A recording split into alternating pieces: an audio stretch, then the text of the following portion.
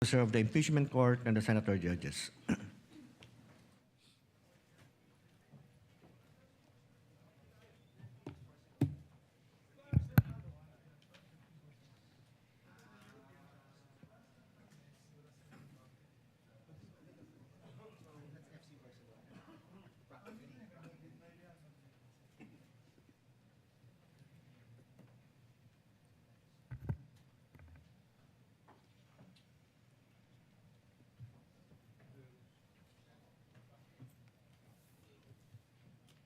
The Sergeant at Arms is directed to make a proclamation. All persons are commanded to keep silent under pain of penalty while the impeachment court is in session for the trial of Vice President Sara Duterte. The impeachment trial of Vice President Sara Duterte is hereby called to order. Please bow our heads and pray. Heavenly Father, we come to you seeking the gift of your grace as we gather in this august chamber to fulfill our duties as senator judges. Grant us the gifts of humility, discernment, and wisdom. Keep our sights set firmly on the truth. Guide our hearts towards the pursuit of justice and the preservation of the rule of law. Bigyan mo kami ng tamang pag-unawa. Gawin mong gabay at inspirasyon ang iyong salita sa lahat ng aming gagawin. Tulungan mo kaming maalala na ang batayan ng aming tungkulin sa hukumang ito ay ang saligang batas at ang tiwala ng bayang Pilipino. We humbly lift the work of our hands in submission to your will for the defense of all that is good and the service of our nation. This we pray in your holy name. Amen. Amen. The clerk of court will now call the roll. Roll call of members.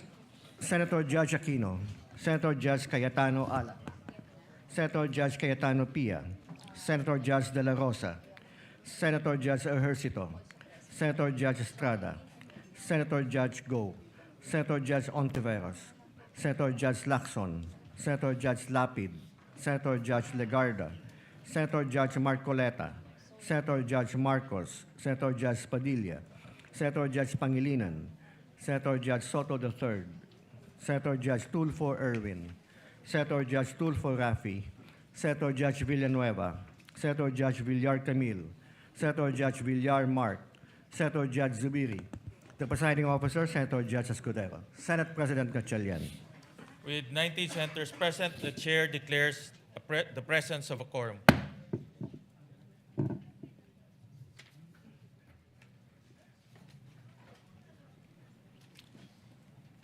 What is the pleasure of Senator Judge Padilla?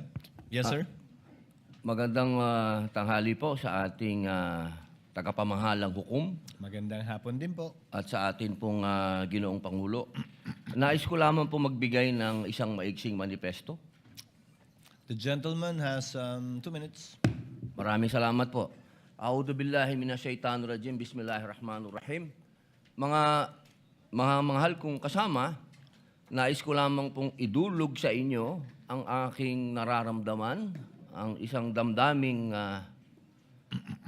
masasabi ko pong nagtatanong sapagkat ang mga nangyayari po sa ating hukuman sa mga oras na ito, hindi ko po alam kung ito ba ay eksakto lang na nangyayari o ito po ba ay sinasadya. Katulad po ng pagkakakulong ng ating dalawang senator judge na si Senator Jinggoy Estrada at si Senator Rodante Marcoleta. At ang kagiyat pong pagdating ng aming mga masasabing galing sa ombudsman, sa akin, at kay Senator Alan Peter Cayetano. At kahapon, pagkatapos pong ng isang araw na mabanggit ang patungkol sa pagpunta ng ating mahal na NBI Director sa Bangkok, at ito po ay kinwestiyon ni Senator Alan Peter Cayetano, kahapon po ay biglang lumabas ang isang pahayag na iniimbestigahan daw po yung patungkol sa pangyayari noong Southeast Asian Games. Ito po ba ay eksakto lang o ito po ba ay merong dapat tayong pangambahan? Sapagkat, alam niyo po, ako din po ay dapat ay pupunta ng Iran. Sapagkat isinagawa po ang pagbibigay-pugay sa namatay na kanilang leader, spiritual leader. Pero hindi po ako tumuloy dahil may impeachment po tayo. Tanong ko lamang po sa ating mga kasama, dapat po ba tayong mangamba? Dapat po ba kaming manggamba? At tayo po ay parang eksakto naman lahat ito? Hindi ba po tayo ay malayang korte? Tayo po ay may karapatan na binibigay ng konstitusyon na magsagawa po ng pagdinig na ito. Yun lamang po. Maraming salamat po, Ginoong tagapamahalang hukom. The manifestation of Senator Judge Padilla is noted. What is the pleasure of Senator Judge Sir Cayetano? Presiding Alan? Officer, Rule 6 of the impeachment proceedings is that the rules of the Senate is suppletory, and if there is anything that affects the honor, integrity, or the functions of us individually or as a Senate here as an impeachment court, someone can rise on a question of personal or collective privilege. I won't do that, but may I just respond to what Senator Padilla said, since my name was mentioned and since the investigation announced by the NBI yesterday seems to be pertaining to this person as chairman of the 2019 Organizing Committee of the Southeast Asian Games. May I, maybe, in the form muna of manifestation, unless the presiding officer or Senate President thinks that I should elaborate on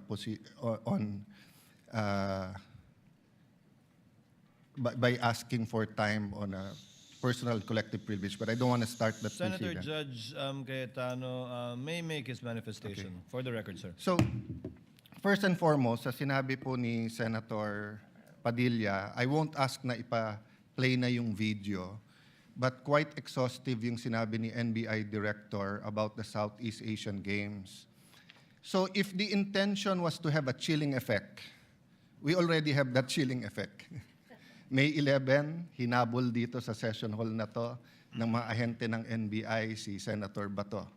May 13, nagkaroon ng enkwentro, putukan, pinipilit ng NBI na hindi sa loob ng Senado, but we have all the evidence that it was inside the Senate. Other incidents, I do not want to evoke a reaction or debate because I want to respect my fellow senators. Much of this has been vented in the media, is in court. Director Matibag has promised us that he will give us a warrant issued by the ICC, has promised us that he will hold his agents na nanggulpe ng isang OSAA. He will be the one to implement the contempt order and hold them in his office, but wala ditong natupad.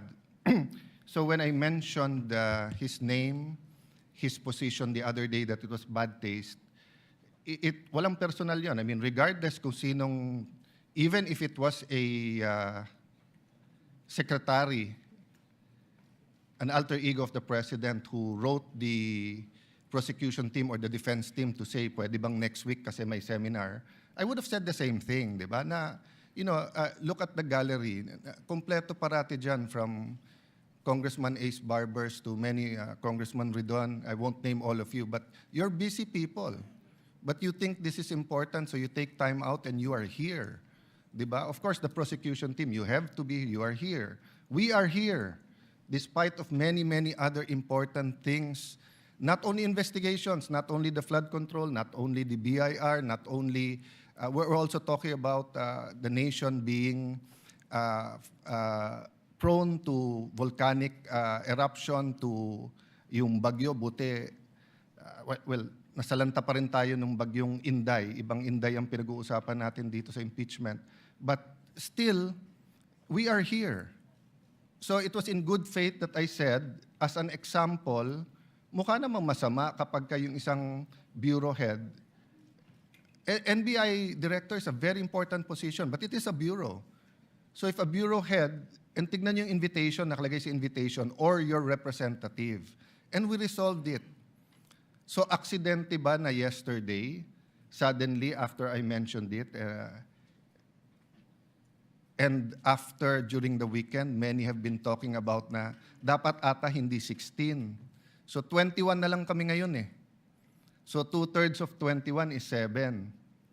Pag nabawasan pa kami ng 3, 13 na lang yon.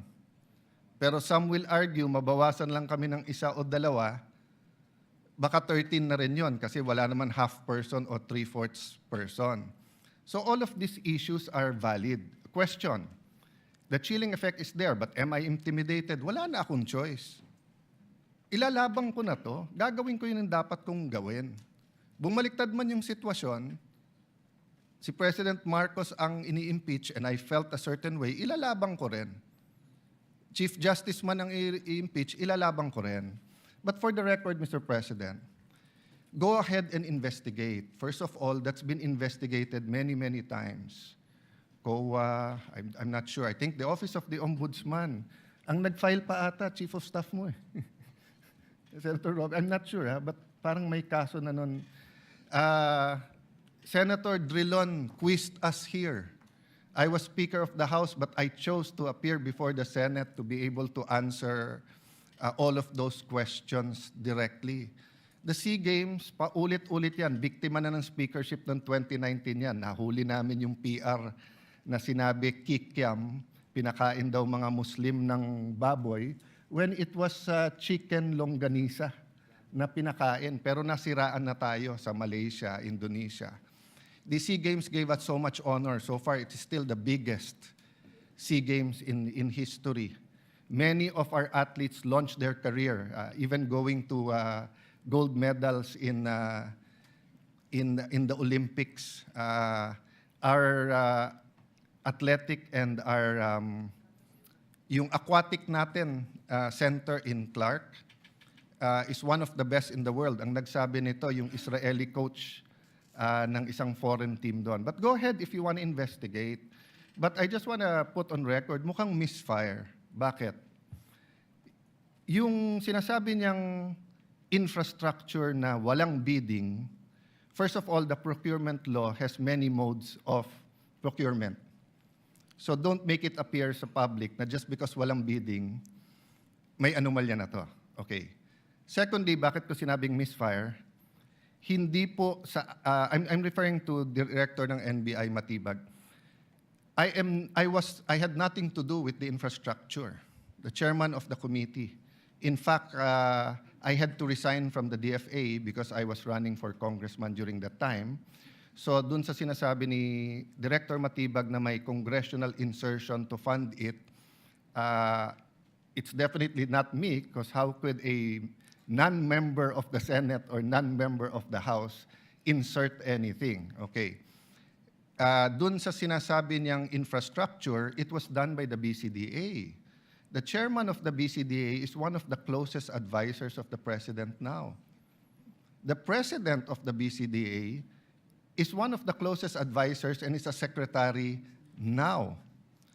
And he said, medyo kaduda tong kumpanya na nanalo walang bidding.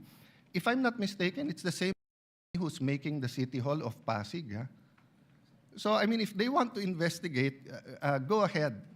But by mentioning the organizing committee of the SEA Games, ako po chairman nun.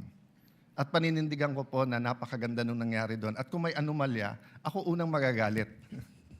So, go ahead. But my point, Mr. Chairman, honorable members of the court, sa prosecution, to be fair sa prosecution at marami akong kaibigan, I've never felt any intimidation from any of you. I mean, you've continued to be either friends or for those who are former friends but friends. I mean, I don't know if nagkamali lang ako, but on the first day, I nodded ng konti kay Senator De Lima. Gumanon din siya, hindi ko alam kung na-acknowledge because we were friends once upon a time and this is a court. We owe it to each other to be professional, di ba? So wag tayong pumayag na someone like Director Matibag would do that. My point, Mr. President, Mr. Presiding Officer, he could have not announced it and investigated. Imbestigahan mo, tingin mo may mali, imbestigahan mo. But it is unfair to me and unfair to the court that kung kailan siya patatawag siya sa Monday, intimidate mo ako, hindi kita tatanungin sa Monday dahil mag-a-announce ka na iimbestigahan mo. Tapos sasabihin mo may insertion, tapos sasabihin mo hindi liquidated po lahat yun. So, let me talk of unfairness. Hindi ba unfair? Kung ako, babaliktarin ko, sasabihin ko, inimbestigahan ko na rin kahapon eh. Ang sabi sa akin, mainit ang ulo ni Director Matibag kasi may contractor na daw yung binigay na lupa para sa NBI at gusto niya sarili niyang contractor. Would that be fair to him? No. It would be a marites accusation. So that's the same thing he announced yesterday. A marites accusation towards me that affects this court because I am now a senator judge. So I hope this is the last time that I'm going to have to speak about this.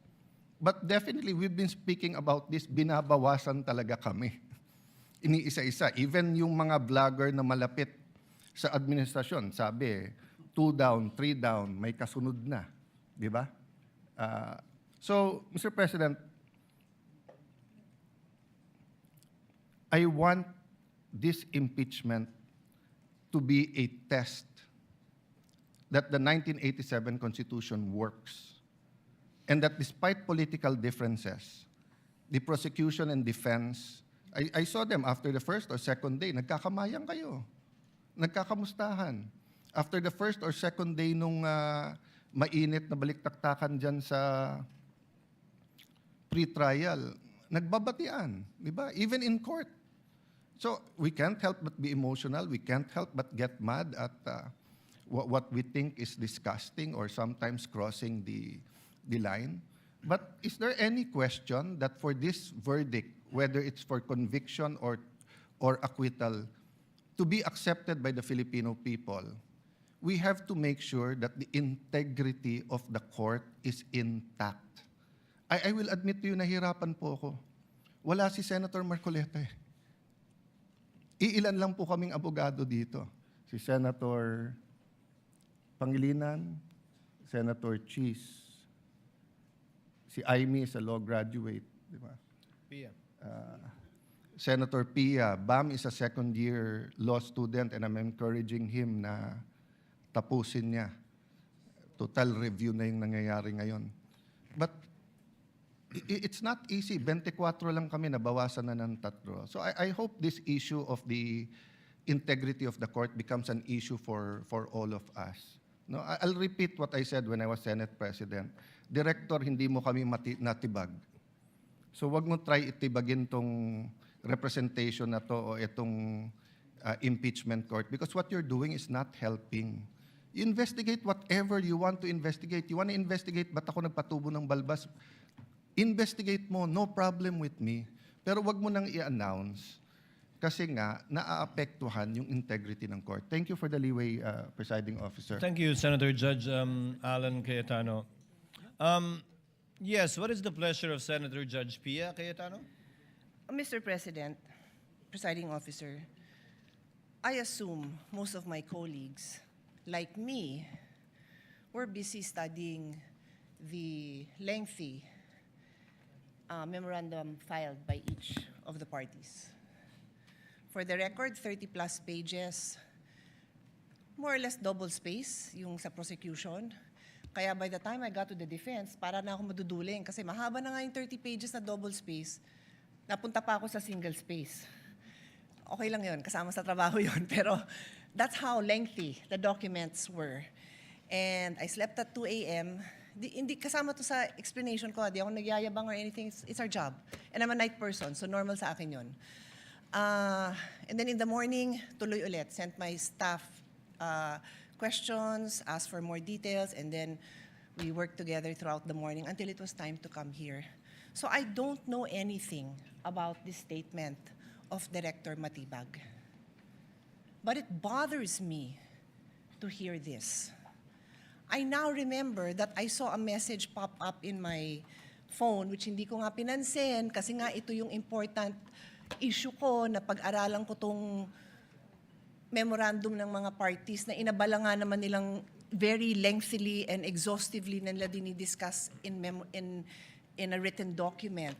But I recall now na may nag-pop up na message from a coach telling me na gustong paimbestigahan yung SEA Games. And di ko talaga pinansin.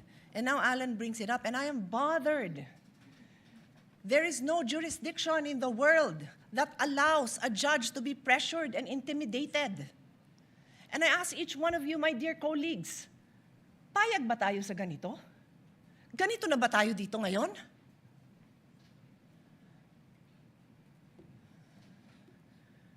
Don't we want a better country for our children?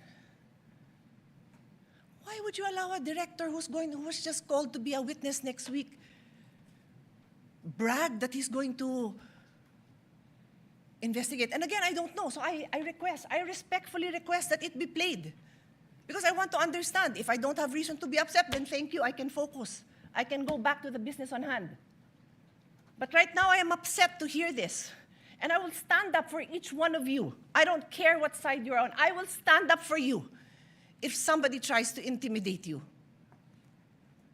So with all due respect, Mr. Presiding Officer, I ask that we play it. I want to see what this witness is doing.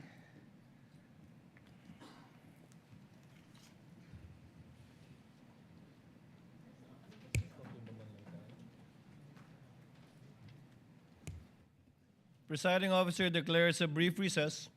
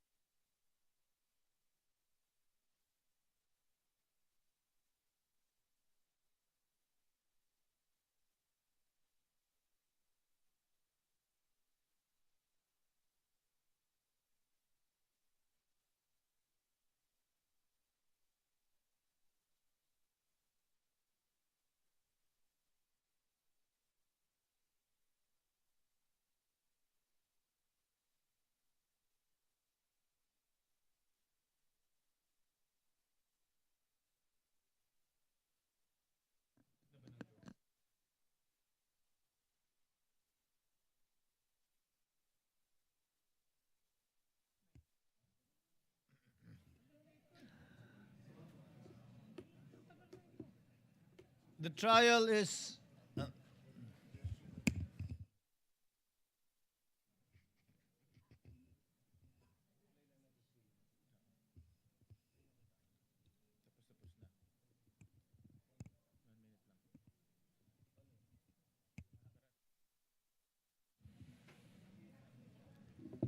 trial is resumed. Chair grants the motion of Senator Pia in order for us to be able to move on with the matter on hand for today, which is the oral arguments of the parties.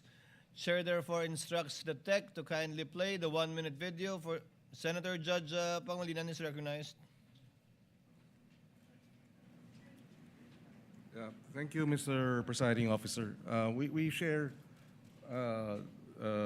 we support the position taken by the presiding officer, but we'd like to place on record that the good NBI director will be here on Monday. So my initial view is that we should be able to do this on Monday, but I will yield to the ruling of the chair, Mr. President. We thank the understanding and magnanimity of Senator Judge Pangilinan. The tech is instructed to play the more or less 1-minute video. alluded to and requested by Senator Judge Pia Cayetano.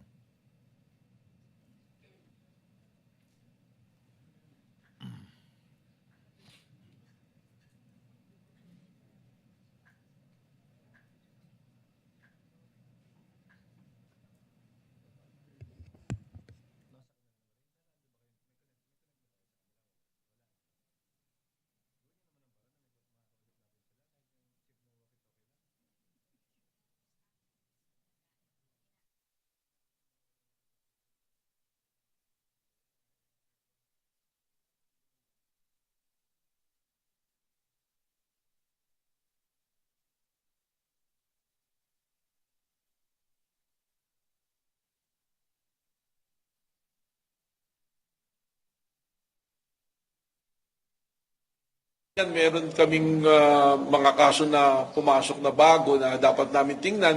Kung maalala nyo, pumunta kami ng Clark because we were given 70 hectares for the NBI Academy. So magkaroon kami ng relationship sa Clark. Nakita namin dun yung parang sports complex na ginamit ng SEA Games, yung sa Philippine SEA Games Organizing Committee. Well, nakarating sa amin, may titingnan kami rito, may kailangan kami imbestigahan dahil nakarating kami rito, billion-billion pala yung pumasok dito na pera na unliquidated. At mayroong private company rito na na-involve na binayaran ng 10 billion at ang pagbabayad insertion sa GAA na hindi binayad. So ito, imbestigahan namin to. Malaking kaso rin ito. Ay, iba pa yun, yung sa Caldero na kaso, I think it's ongoing, pero sisilipin na rin namin. Ito yung tungkol dun sa, it's a Malaysian company na sila yung nag-build ditong sport area na to. Walang bidding, tapos nabayaran ng mabilisan na 10 billion yung halaga, congressional insertion. So sisilipin namin to. Katunayan, meron kaming mga kaso na pumasok na bago na dapat namin tingnan. Kung maalala nyo, pumunta kami ng Clark because we were given 70 hectares for the...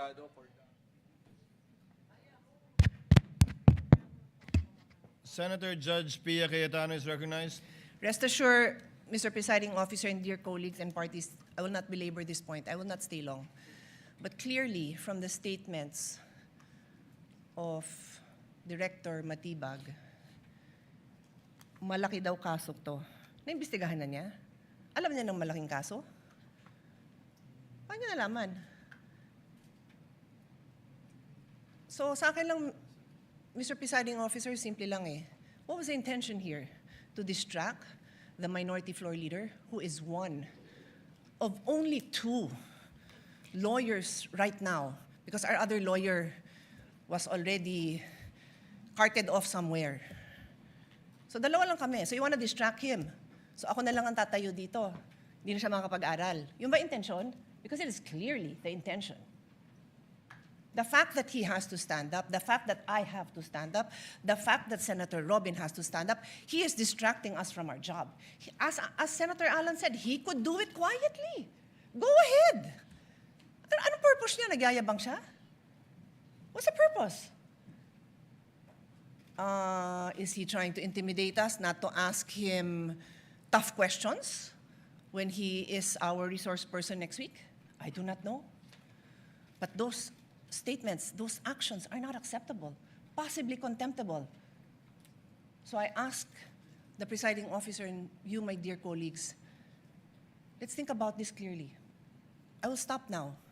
As Senator Pangilinan said, we can take this up on Monday. Salamat na pinagbigyan niyo ako na mapanood natin at pag-isipan natin. Na gano'n na lang, pag may pinatawag tayo sa witness stand, abangan natin na magpe-press kung ano-ano pagsasabi tungkol sa atin. I didn't have enough time to research.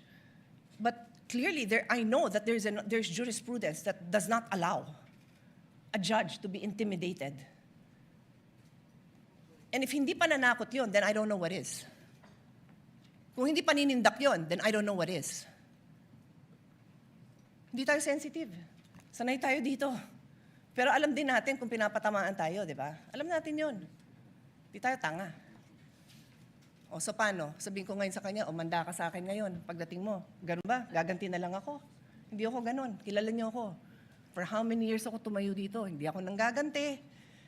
Hindi ako mababaw. Pero I'm asking you, dear colleagues, huwag tayong papayag. The Filipino people deserve better. We deserve better. Thank you. Thank you, Senator Judge Villa. What is the pleasure of Senator Judge Alan Cayetano? Yes, I didn't know we were going to play it, but just for the record, there's no issue with the Quadron because it was paid by the private sector. There was no public money used, and it was designed by the firm of a national artist. So much so that that same firm, I don't know when we started to hire them, whether it was the time of Senator Lacson as the Committee of Accounts for the new Senate building or the time of Senator Nancy. But until now, there's engagement. So it's so easy to find out. No? But can I shift to the topic at hand? Just one manifestation for the whole Senate regarding the oral arguments. We have not yet called the journal and called the court. Yes. So called at the case. proper time, I just want to... Yes, you may do so at the proper time. Proceeding now, if there are no objections, the presiding officer will dispense with the reading of the July 14, 2026 Journal of the Senate sitting as an impeachment court and shall consider the same as approved. Clerk of court will please call the matter before the impeachment court. Case number 004-2026 in the matter of impeachment trial of Vice President Sara Duterte. Appearances for the parties.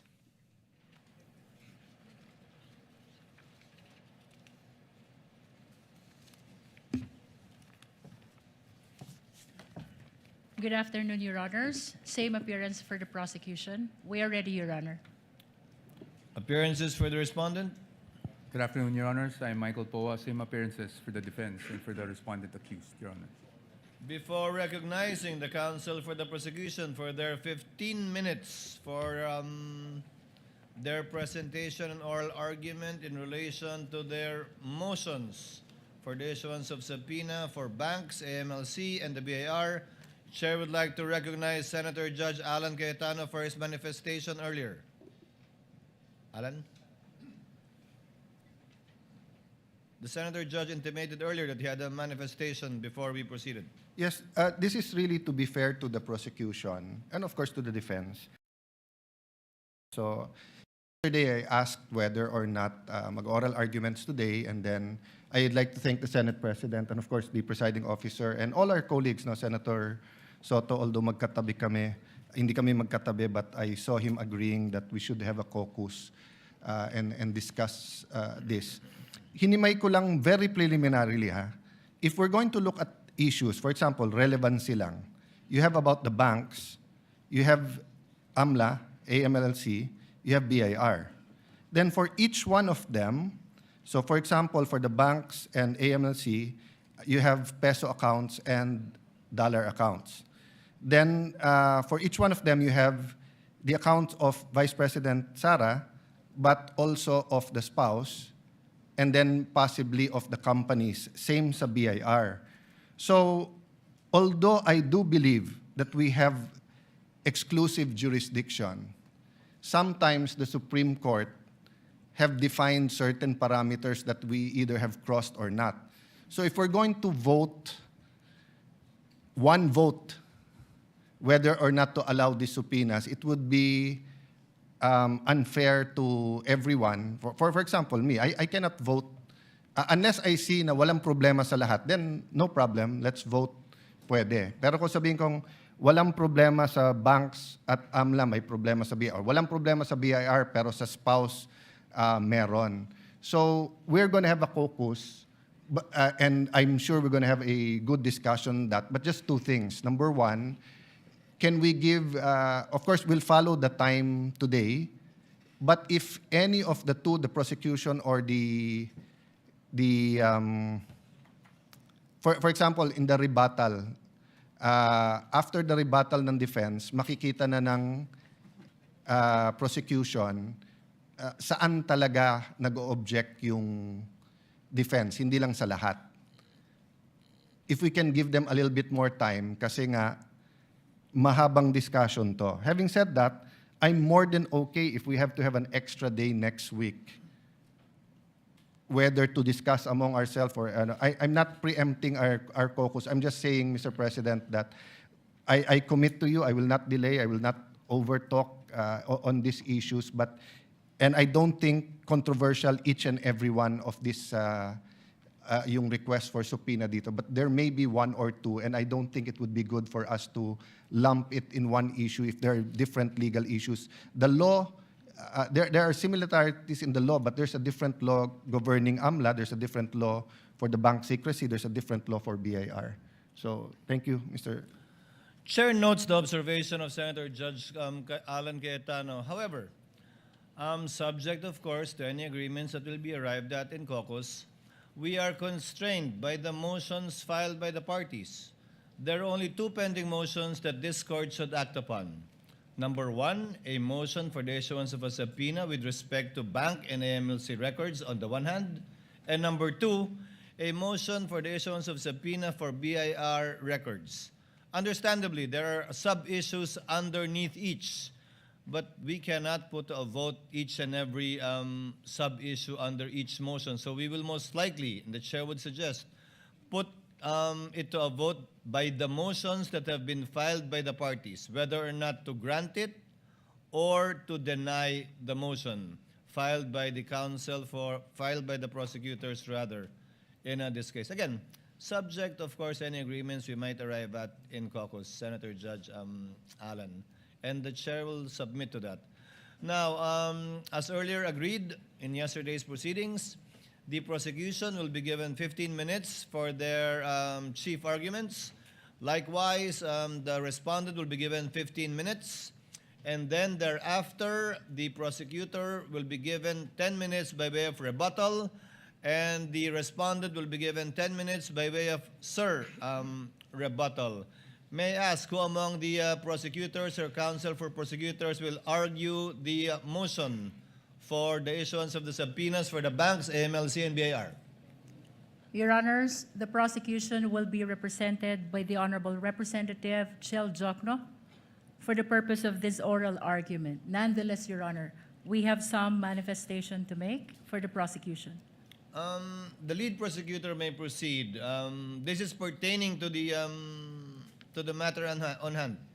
This pertains, Your Honor, to the remaining witnesses for Article 4 threat. Can we discuss that later before we adjourn, lead prosecutor? We submit, Your Honor. Thank you. On the part of the respondent, The part who of the will argue? respondent, Your Honor, I will be the one arguing today.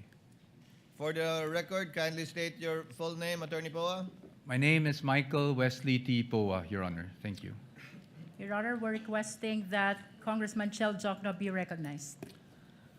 For the prosecutors, the Honorable Representative from the party list Akbayan, Chel Jokno, is recognized for his oral arguments on the motions, twin motions that they filed. You are recognized, sir, and you may proceed when you're ready. You have 15 minutes. Thank you, Your Honor. Good afternoon, everyone, to the members of this honorable court. May it please the court. Simple lang po ang isyong kinakaharap natin ngayong hapon na ito. Pero napakabigat. Bubuksan ba natin ang pinto ng katotohanan o haharangin ito? Ang hiling ng prosecution ay mailabas ang buong katotohanan so that this court may know the truth, the whole truth, and nothing but the truth, and make its decisions based on that. That is why we have requested the issuance of subpoena duces tecum for the bank records, tax records, and anti-money laundering council reports relating to Vice President Sara Duterte and her husband, Attorney Mans Carpio. Sa pamamagitan nito, may lalahad ang buong katotohanan tungkol sa mga alegasyon sa Article 2 ng Articles of Impeachment. Una, na pinayaman ni Vice Presidente ang kanyang sarili ng labis-labis sa kanyang legal na sahod at lehitimong kita bilang isang lingkod bayan. Pangalawa, na meron siyang mga ari-arihang hindi dineklara sa kanyang Statement of Assets, Liabilities, and Net Worth. At pangatlo, na habang siya ay nanunungkulan bilang Vice Presidente, nakibahagi siya sa negosyo, directly or indirectly, kahit ipinagbabawal ito ng ating konstitusyon. Sasabihin marahil ng depensa na walang kapangyarihan ang hukumang ito na busisiin ng mga bank records, tax records at AMLA reports ni VP Sara. With all due respect, that argument is not only legally flawed, it is an affront to the authority of this honorable court. Kung tatanggapin po natin ang argumentong ito, hahayaan natin maliitin at insultuhin ang hukumang ito. The Constitution, Your Honors, please, vests this impeachment court with extraordinary powers. Tanging ang hukumang ito lamang ang may kapangyarihang magpasya kung ang mga pinakamataas na pinuno ng ating bansa ay karapat-dapat pa rin manungkulan. Because this power comes directly from the Constitution, no one, no person, no law, no administrative rule can limit or supersede it. I repeat, nothing and no one can handcuff this court's power to try and decide this impeachment case. Kahit ang bank secrecy law po ay sumusunod at tumatalima sa impeachment court. The law explicitly states, and I quote its pertinent portions, all deposits are hereby considered as of an absolutely confidential nature except in cases of impeachment. Walang kaduda-duda, may karapatan at kapangyarihan ng impeachment court na busisiin ang mga bank records ni VP Sara. Hindi rin po hadlang ang Data Privacy Act. The law itself affirms that confidentiality shall not apply, and I quote, should the personal information be needed pursuant to a subpoena duly issued. Muli, walang kaduda-duda. May karapatan at kapangyarihan ng impeachment court na ipasabpina ang mga dokumento ni VP Sara Duterte. Pero sabi po ng kampo ni Vice President, irrelevant daw ang mga bank records, AMLAC reports at BIR records. Lalo na daw yung mga transaksyon na nangyari bago siya umupo bilang pangalawang Pangulo dahil wala raw itong kinalaman sa kasong ito. The prosecution respectfully but vehemently disagrees. Ayon sa report ng Anti-Money Laundering Council na isinumite sa Committee on Justice ng House of Representatives, the financial activity of Vice President Sara C. Duterte increased significantly starting 2007 when transaction values surged to 208.15 million pesos. According to this report, which is marked as Exhibit P-2-7-8, I quote, financial movements intensified between 2009 and 2013 with consistently high totals exceeding 400 million pesos, including notable peaks in 2009, 704.93 million pesos, 2010, 648.58 million pesos, and 2011, 597.15 million pesos. Si VP Sara po ay nanungkulan bilang Vice Mayor ng Davao City mula 2007 hanggang 2010. Naglingkod naman siya bilang Mayor ng Davao City mula 2010 hanggang 2013. From 2007 to 2013, ayon sa records ng AMLAC, lumampas sa 3 billion pesos ang kanyang financial activity. May kinalaman ba ito? Ito ba ay relevant sa Article 2 ng Articles of Impeachment, which alleges, among others, that VP Sara betrayed the public trust and culpably violated the Constitution when she amassed unexplained wealth manifestly disproportionate to her lawful income? Para sa prosecution, malinaw ang sagot. The Vice President's financial activity as Vice Mayor and Mayor of Davao City relates directly to the main fact in issue in this case, her fitness or unfitness to serve as Vice President. Let me explain. The framers of the 1987 Constitution added betrayal of public trust as a ground for impeachment, and I quote, to include all acts which render the officer unfit to continue in office. For this honorable court to determine whether VP Sara Duterte is unfit to continue in office, it must have a clear picture of the respondent as a public servant. Kailangan makita ng publiko at ng mga senator judge ang tunay na kulay ng vice-presidente at larawan ng kanyang buong pagkatao bilang isang lingkod bayan. If she amassed staggering amounts of unexplained wealth while she was a vice mayor and mayor, doesn't that say a lot about her unfitness to serve as a vice president? Isn't that relevant to the question this court must resolve at the end of this trial of whether or not the vice president betrayed the trust given to her by the people?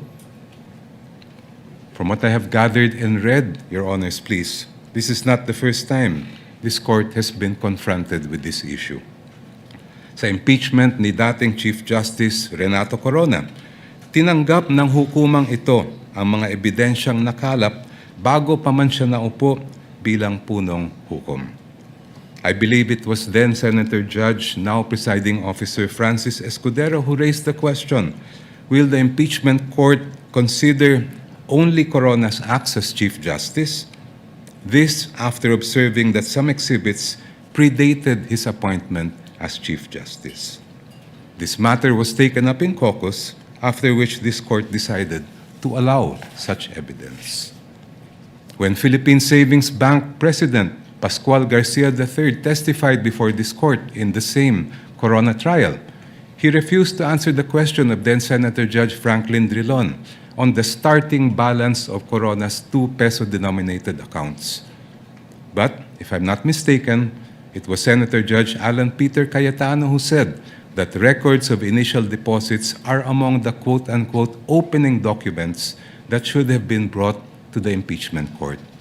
After reading the subpoena, presiding officer Senator Juan Ponce Enrile held that Senator Judge Cayetano's observation was correct.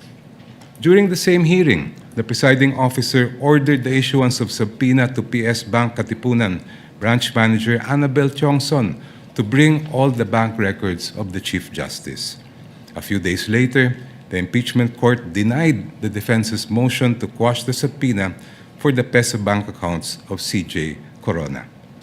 The presiding officer explained that the purpose of the subpoena is to find out if Corona has not included the deposits in his SALN.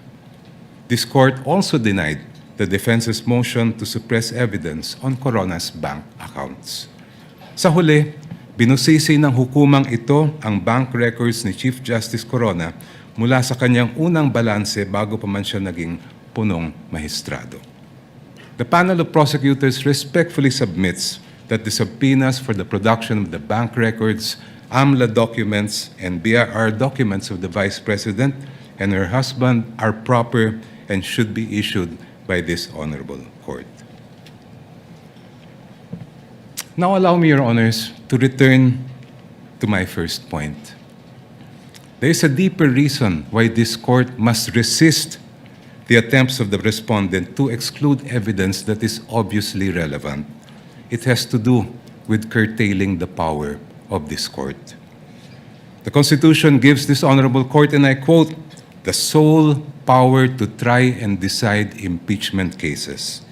Kayo lang po, Your Honors, ang may kapangyarihang magpasya kung ano ang impeachable offense at kung anong ebidensya ang maaaring tanggapin para patunayan ito. Kinilala ito mismo ng Korte Suprema. In the case of Francisco versus House of Representatives, the Supreme Court declared, and I quote, a determination of what constitutes an impeachable offense is a purely political question which the Constitution has left to the sound discretion of the legislature. Such an intent is clear from the deliberations of the Constitutional Commission. Inulit po ito ng Supreme Court sa kasong Gutierrez versus House of Representatives, where the Supreme Court declared, and I quote, Francisco instructs that this issue would require the court to make a determination of what constitutes an impeachable offense. Such a determination is purely a political question which this Constitution has left to the sound discretion of the legislature. Clearly, the issue calls upon this court to decide a non-justiciable political question which is beyond the scope of its judicial power. Since this impeachment court has the sole power to determine what constitutes an impeachable offense, no one, not the Supreme Court, much less the defense, can impose limitations on that power. No one can dictate to this court how to exercise the exclusive power to decide what constitutes an impeachable offense. In closing, Your Honors, I go back to the most fundamental provision in our Constitution on the accountability of public officers, Article 11, Section 1, which provides, and I quote, "Public office is a public trust. Public officers and employees must, at all times, be accountable to the people."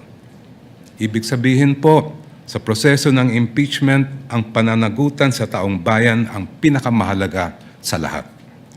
Kaya naman po, ang hiling namin sa Korte, gamitin ang inyong natatanging kapangyarihan at karapatan na busisiin ang bank records, tax records at AMLA reports kaugnay ni VP Sara at ng kanyang asawa.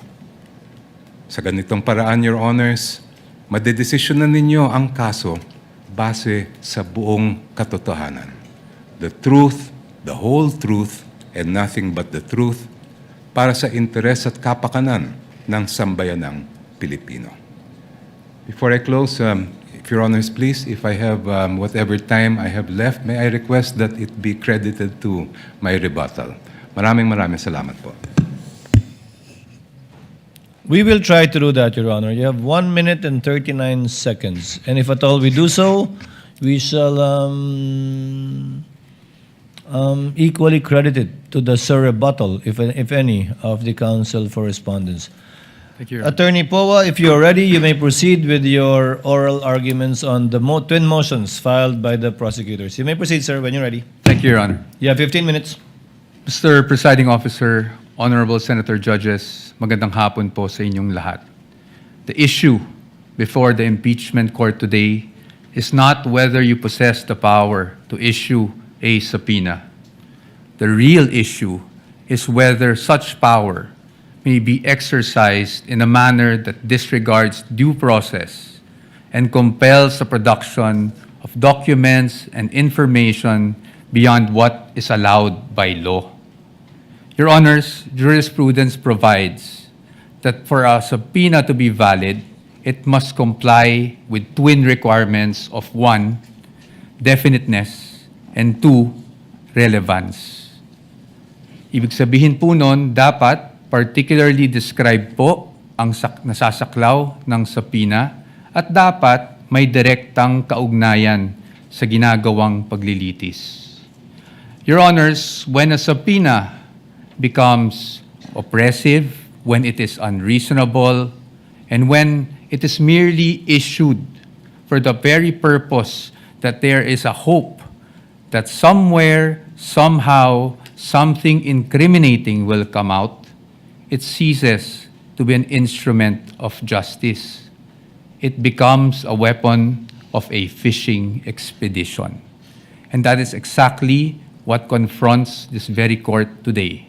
And that is why the defense has taken the position that the prosecution's requests must be denied. Allow me to explain, and let me begin with constitutional points.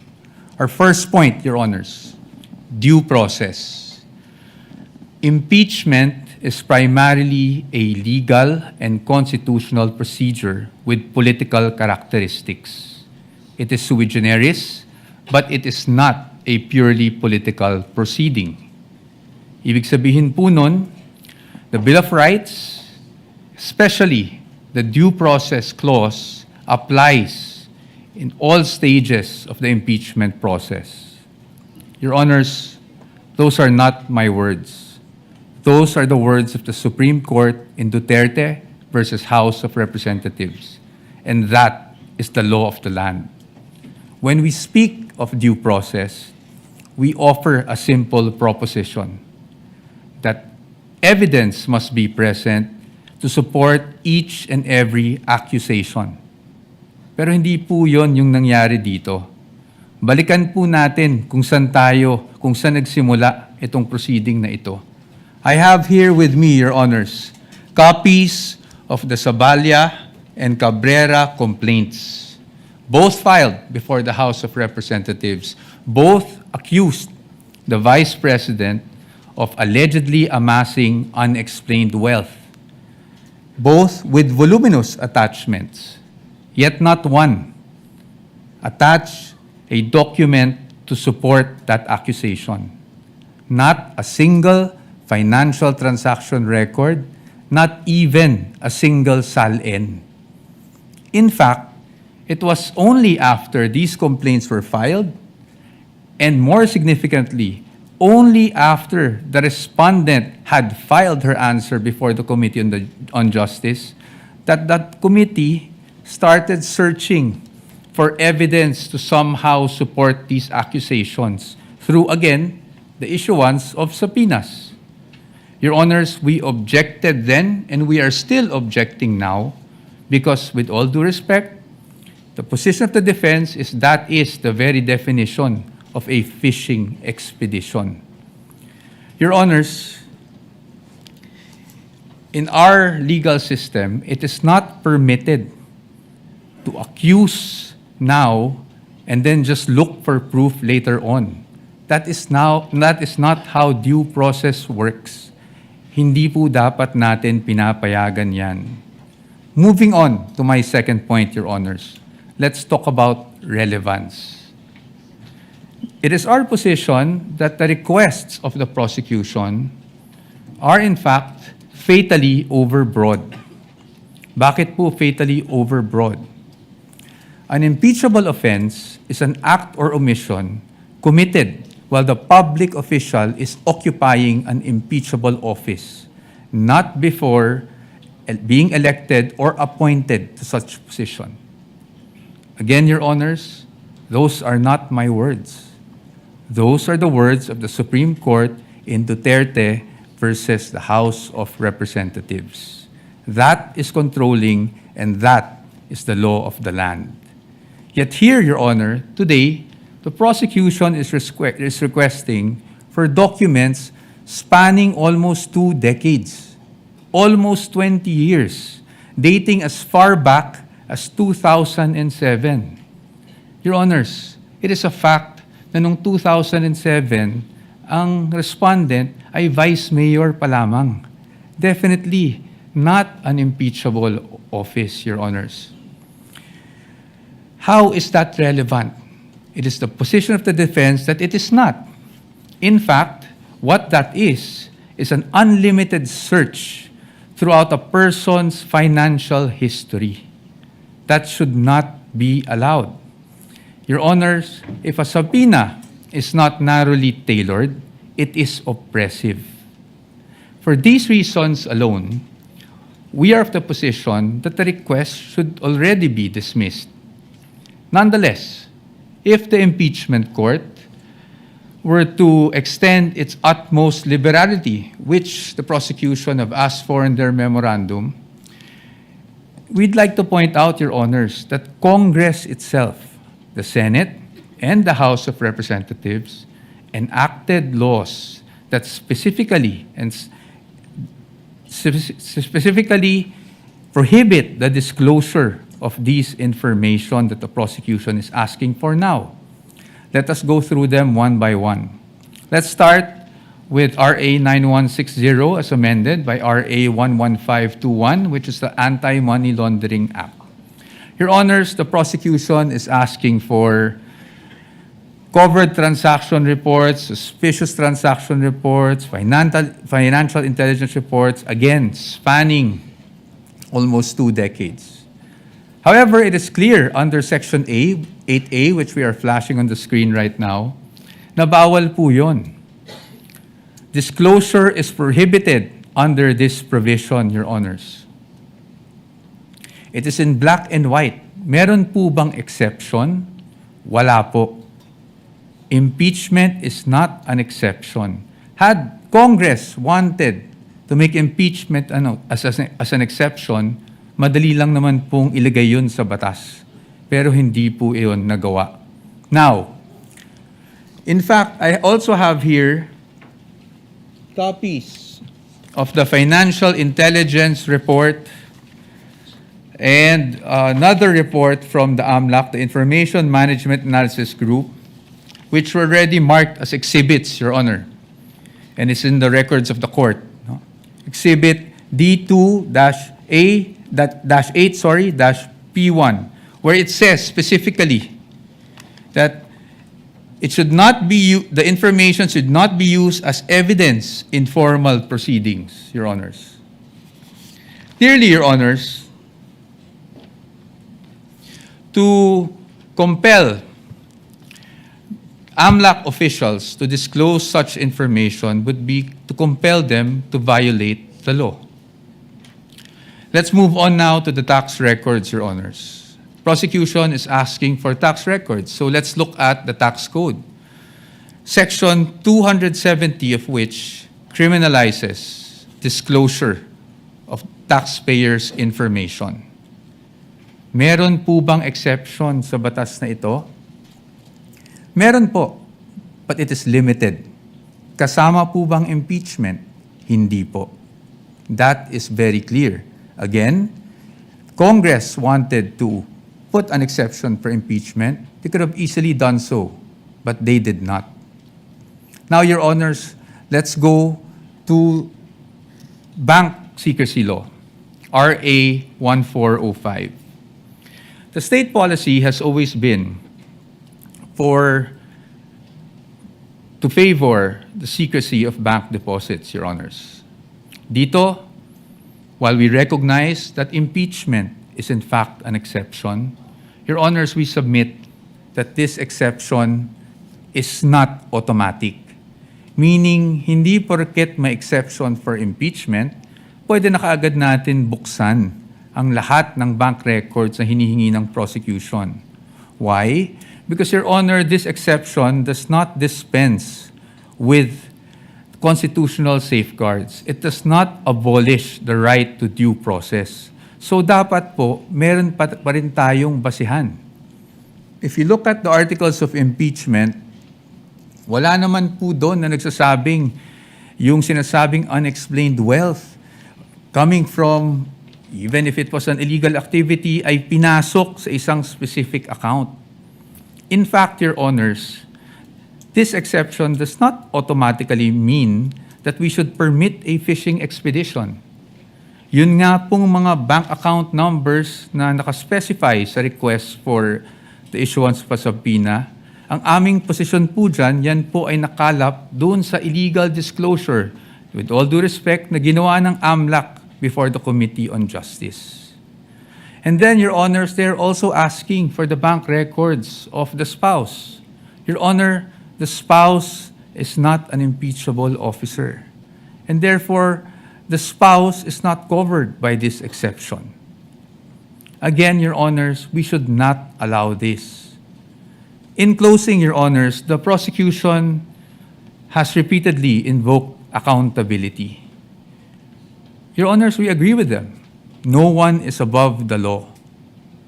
But in the same manner, no one must fall below or be outside the protection of the law.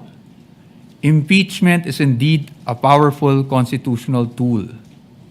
But Your Honors, impeachment is not a magic word or a magic wand that one can just wave to transform an illegal act into a legal act, to transform unlawful access to lawful access. That is not what the Constitution contemplates. That is not what the laws enacted by Congress contemplate. And that is not something that the Honorable Impeachment Court should allow.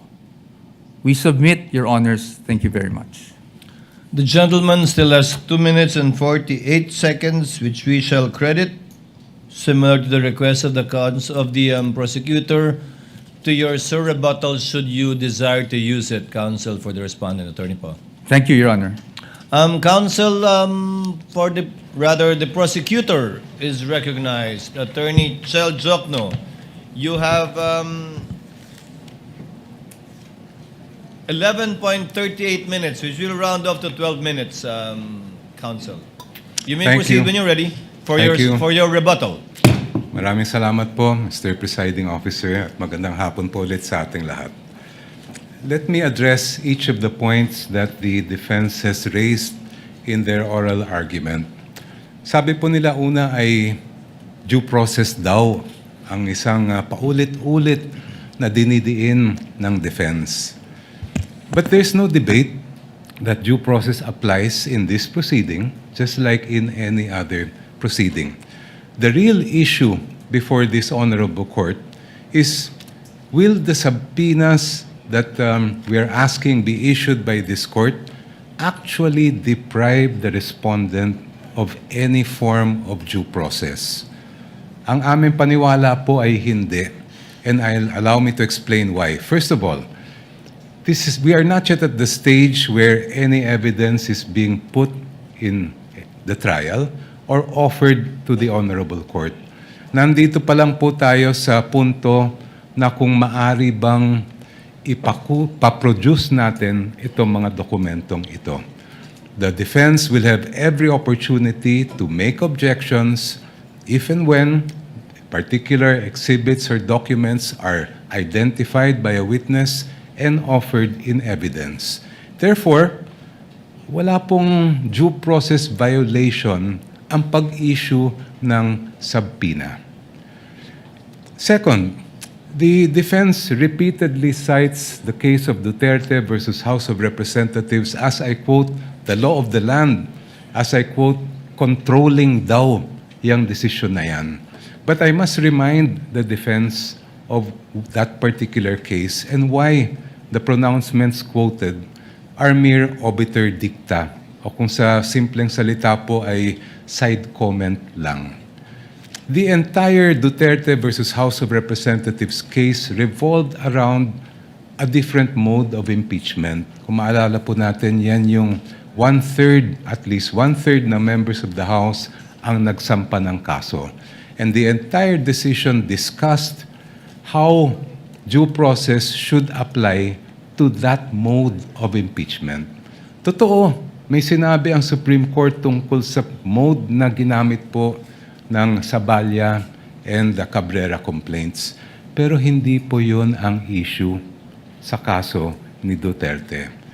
That issue is just a side bypass or incidental declarations of the court that are not controlling and are not the law of the land.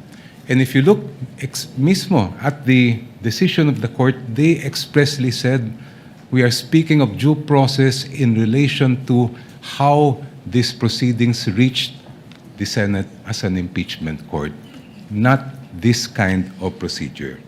Second, paulit-ulit din po nilang sinasabi na ang ginagawa po ng prosecution ay fishing expedition. Actually po, meron ng desisyon ang Supreme Court that addresses squarely this point. This case involved a case of unexplained wealth, the case of Republic versus Rabusa, GR 208183, decided August 31, 2022. Just like here, the prosecution in that case requested subpoenas for the production of bank records. Just like here, the argument was raised that this is a mere fishing expedition. In fact, hanggang sa Court of Appeals, ang sabi po ng Court of Appeals ay fishing expedition lang po yan. But please allow me to read just a portion of what the Supreme Court held here. I quote, "The Court of Appeals resolved that the bank accounts of Rabusa et al. Were protected under Republic Act 1405, that is the Bank Secrecy Law. Given the arbitrary demand to disclose the contents thereof, the Court of Appeals considered the inquiry as a fishing expedition to utilize evidence against Rabusa et al. In the instant case, given that the court orders in the form of various subpoena duces tecum and ad testificandum all involve the forfeiture of unexplained wealth, the RTC was in error for not allowing petitioner to examine, inquire, and look into the subject accounts." I continue. As the present proceedings on unexplained wealth are now encompassed within the exceptions of Republic Act 1405, the court orders subject of this case clearly fall within the orders that would enable the examination of the respondent's bank accounts as contemplated in the first exception. Thus, it comes clear that this court cannot sustain the RTC's and Court of Appeals theory that there was no court order authorizing the examination of the bank accounts. On the contrary, records prove that the RTC issued several subpoena duces tecum and ad testificandum, which required certain persons to testify in open court and present documents which pertain to the existence and identity of the subject accounts and also to the accounts, the contents found therein. I just move forward. Given the existence and propriety of the subpoenas, the evidence procured through the same should have been duly considered by the lower courts. This court cannot agree with the Court of Appeals' supposition that the examination of the respondents' bank accounts was but a mere fishing expedition to pin liability on them. Next, the defense repeatedly cites a number of laws to claim that the requested information and documents that we are asking from this court for the issuance of subpoena are confidential. Sabi po nila, confidential daw ito sa ilalim ng Republic Act 1405. Sabi po nila, confidential daw ito sa ilalim ng Anti-Money Laundering Act, pati ang National Internal Revenue Code, pati ang Data Privacy Act ay confidential din. Pero kung titingnan po natin, klaro po at malinaw po sa amin ang batas at ang utos ng saligang batas sa impeachment court na ito. You have the sole exclusive power to determine an impeachable offense, and that includes the power to find out, ferret the entire truth, and make your decision on that basis. I will not dwell on the exception to Republic Act 1405. That's very clear. There's an exception for impeachment. Pero paano naman po yung sinasabi nilang Section 8A ng Anti-Money Laundering Law? If you read that law, particularly that provision, it clearly refers to prohibiting leaks by members of the Anti-Money Laundering Council. It never was intended to short-circuit the impeachment process or limit the powers of this honorable court to find out the truth. Ganon din po ang nakalagay sa ating National Internal Revenue Code. Sabi po ng defense, there's nothing that allows these documents to be made public. I cite Section 71, NIRC. After the assessment shall have been made, I'll just move forward. The returns, together with any corrections, shall be filed in the office of the Commissioner, and I quote, and shall constitute public records and be open to inspection as such upon the order of the President. And in fact, during the Corona impeachment trial, the President at that time did order, and that is why this court admitted the BIR documents. Your Honors, madaling sabihin na confidential ang ilang impormasyon at dokumento. Madaling magturo ng batas. Pero ang hinahanap po ng impeachment court ngayon at sa mga susunod na araw, linggo at buwan ay ang katotohanan. At ang layunin ay makamit ang pananagutan.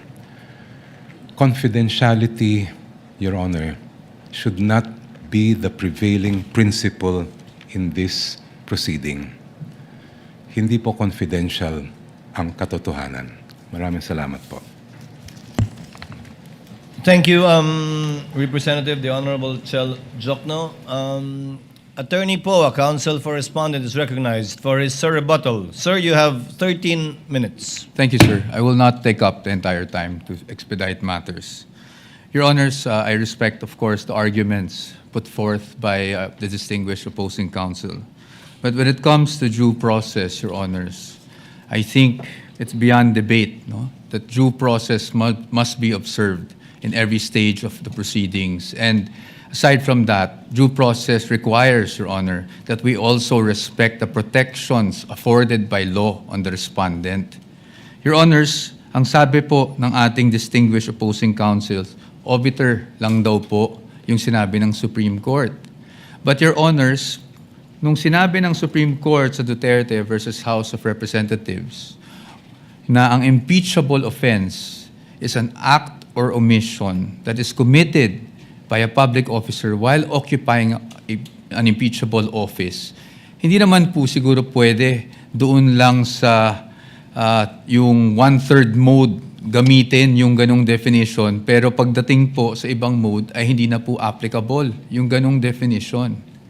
Your Honors, in fact, in that decision, which I failed to mention earlier, sinabi rin po that the acts or omissions must be done in relation to the office. Kasi yun nga po ang purpose ng impeachment. Next, Your Honors, yung sinasabi na dapat kahit na may mga prohibition sa batas, pwede pa rin nating masapina para ma-examine.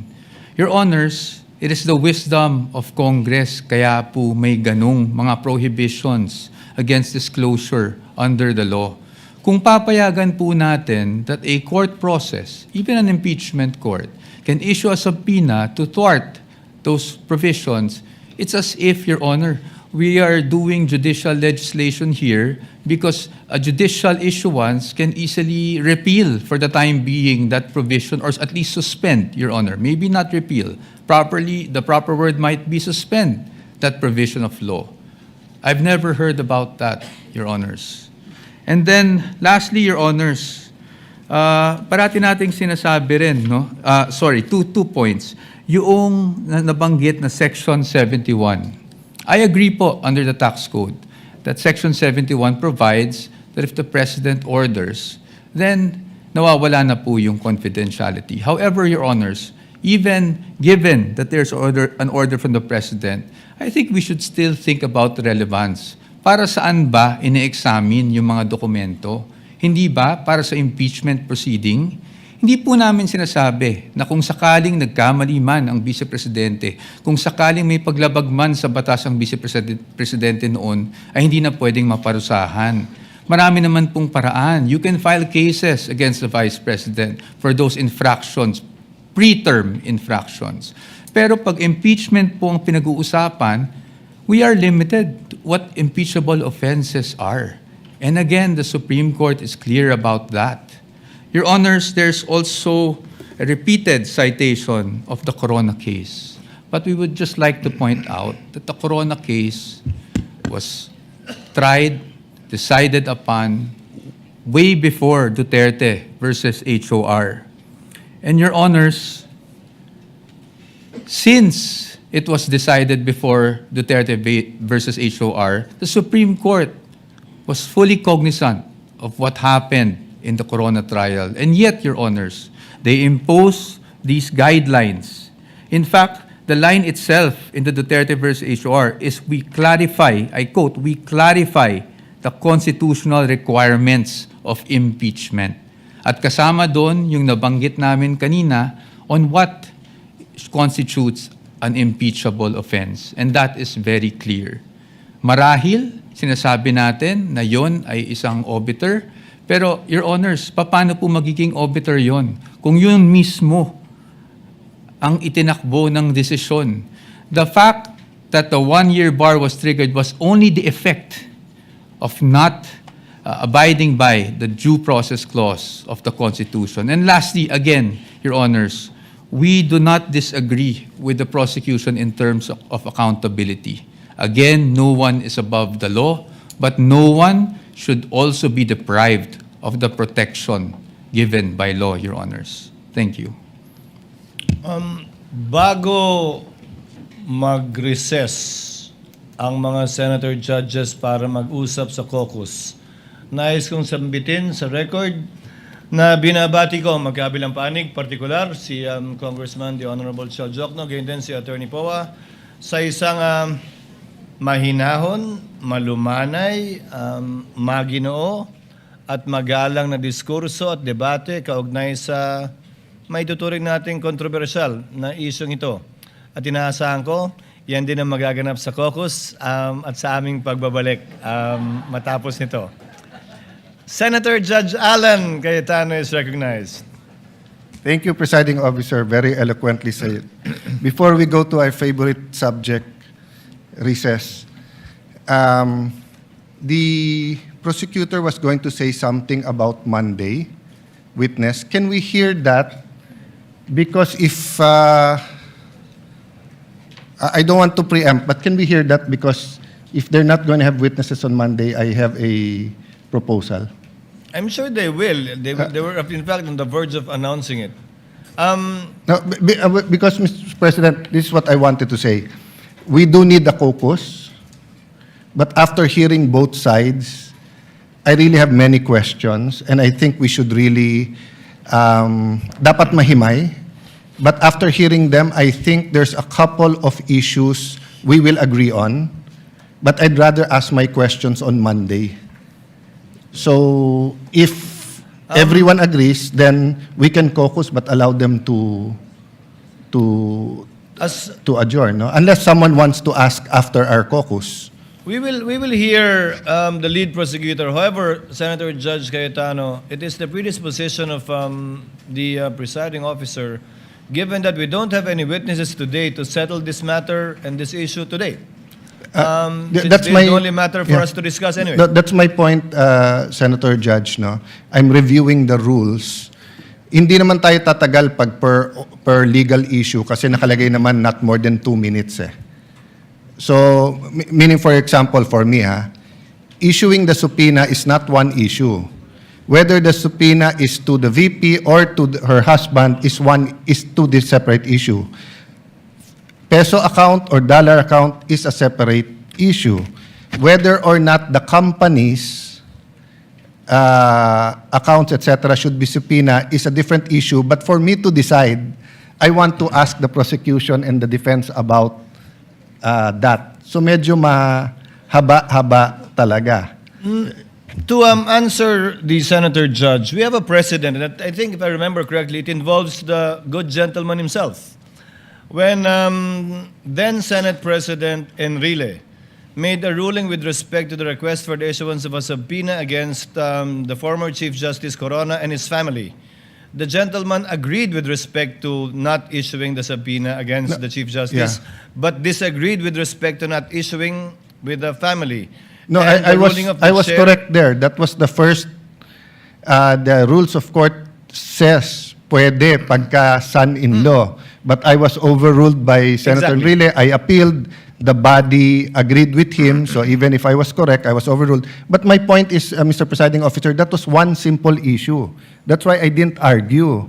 I'm saying this seems to be like 2 subpoenas, but there are several subject matters, AMLA, etc. And remember, this is Article 2. What's our assumption? August or September pa to iti-take up eh. So I'm just saying, so for example, no, we all agree on the ruling. It benefits one side. We should tell them why we ruled that way so that if they file a motion for reconsideration or they go to the Supreme Court, malinaw din yung ruling natin doon. There are substantive issues here. There are some issues, as eloquently said by Congressman Shel Jokno. Alangan namang bagbago ako ng stand kung pare-pareho yung issue about let's say, bank account. So, you know my vote on that, di ba? But my vote on Chief Justice Corona doesn't mean it's the same vote if it was on his spouse and the companies that are under his name. I can tell you honestly right now, I don't know what to vote for, what my vote will be. But I do know that these are 2 important issues. Even the definition of definiteness and the definition of fishing expedition, I want to pursue that with them. With the permission Your of Honor, Senator sir. Judge Alan, can we discuss that in caucus? Yes, instead yes. of- So I'm just saying, if we're going to discuss it and maraming magtatanong, do you want them to go home and we can extend till Thursday next week or whatever? No, not at this time. Okay. We can advise Yeah, I them submit properly to the presiding at the officer. appropriate time. Senator Judge Pangilinan. Now, just to reiterate the earlier manifestation of the presiding officer, we agreed to go on caucus after the presentation Yes. after the oral argument. So let us stick to the agreement, Mr. President, Mr. Presiding Officer. Thank you. Umaasa pa rin ako na magiging mahinahon yung caucus. So we move to Chair declares a recess. We will advise the parties as to what time we will most likely finish once we know that we are in the process of winding up. In the meantime, kindly relax and study the next witnesses you will be presenting. Trial is on recess.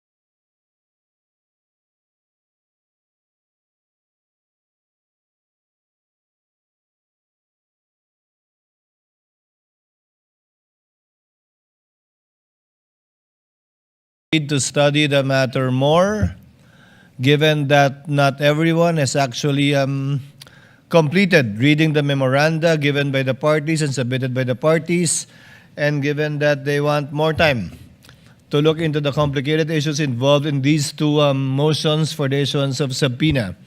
The senator judges agreed in caucus to decide on the matter on Monday, and that on Monday, senator judges who wish to ask the parties questions will be afforded the time to ask these questions again on both sides. Following our rules, it shall be 10 minutes per senator, not exceeding 1 hour for each side. At this juncture, may now recognize the lead prosecutor, the Honorable Luistro. As I understand, she intended earlier to make a manifestation with respect to their intended witnesses on Monday. Kindly already exclude Monday, Honorable Luistro. Yes, Your Honor. First of all, we would like to acknowledge the positive response of the Honorable Impeachment Court to our previous manifestation. Accordingly, we would like to reiterate that the prosecution will no longer be presenting Attorney Zuleika Lopez as well as Captain Belinda Bello. Reiterating, however, the same concern on redundancy, surplusage, and lack of necessity, the prosecution further manifests that we will not be presenting as well the following witnesses for Article 4, that is threat. Number 1, Your Honor, is the Philippine National Police Firearms and Explosives Office representative. The witness intended to testify that the respondent owns firearms, including the high-powered ones, which demonstrate the capacity and capability to execute the threat. On the other hand, Your Honor, it has been shown already that the government took seriously the threat. As a matter of fact, it prompted the full-scale investigation, including the recommendation to file a criminal complaint. Number 2, Your Honor, is Michael Flores and Bons Magsambol. They belong to the press who were present during the November 23 video conference. They will be testifying that they were among the reporters or media persons who were present during the video conferencing, and to the fact that they heard the respondent utter the threat against the President, the First Lady, and the former Speaker. On the other hand, Your Honor, the testimony of Agent Calilong already established that the video is authentic, plus, considering, Your Honor, the defense's subsequent admission that the same are authentic videos, Your Honor. Number 3, Your Honor, is Sheriff Abe Andres. The witness intended to testify on the 2011 incident pertaining to the violence allegedly committed by the respondent on the sheriff. On the other hand, Your Honor, during the past proceedings, it has been acknowledged by both parties. Particularly, it was acknowledged already that the occurrence of this incident of 2011, so we deem it unnecessary as well to present this particular witness. Number 4, Your Honor, is the family member of a victim of threats. The witness intended to testify on the effect, the gravity, and the seriousness of the threat allegedly committed by the respondent. On the other hand, Your Honor, Attorney Loto already testified that threat is a private crime and its prosecution does not depend on the complaint, participation, and even the subjective feeling of the victim, including his families. Finally, Your Honor, the psychiatrist. The witness intended to testify on the respondent's state of mind, the nature of the violence in the statement made, as well as the capacity and capability to actually execute the threat. On the other hand, Your Honor, both parties have sufficiently established already the circumstances surrounding the statements made by the respondent in the authenticated video. The same is true with respect to the respondent's own subsequent confirmation of those statements, as well as the testimonies already presented. Your Honor, considering that these 5 witnesses are included in our pre-trial order, Your Honor, we respectfully withdraw their names among the prosecution's witnesses for Article 4 threat. This withdrawal, Your Honor, renders Attorney Melvin Matibag, the NBI Director, as our last witness for threat, who will be testifying this coming Monday. Tuesday, Your Honor. Likewise, Your Honor, the prosecution acknowledges the 5-day notice rule.